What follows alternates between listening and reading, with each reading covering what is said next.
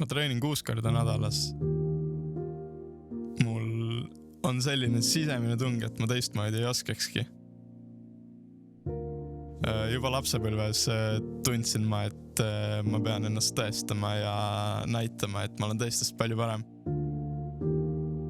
Eks minulgi on selliseid päevi, kus ma ei viitsi ennast vahel trenni vedada, aga siis tuletan ma endale meelde, et treeningutes on sellise heaolutunde, mida on raske kirjeldada. Mingeid asju ma teha ei saa, nagu näiteks käteköördusi. Neid kompenseerin ma teiste harjutustega, sest kõik lihasgrupid vajavad treenimist.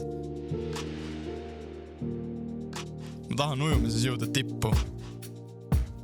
Ja et tiitlivõistlustel medaleid võita, pean ma olema tugev nii füüsiliselt kui vaimselt. Keskmine Eesti inimene ei liigu piisavalt palju. Minul on sellest väga raske aru saada, sest liikumine on ju tohutult oluline ja see annab meile hea tervise ja hea enesetunde.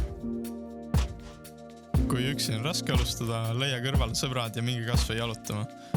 Uskuge mind, see on seda väärt. Mats Topkin sündis käteta ja 1 terve jalaga, aga on sinust 10 korda aktiivsem. Mis on sinu vabandus?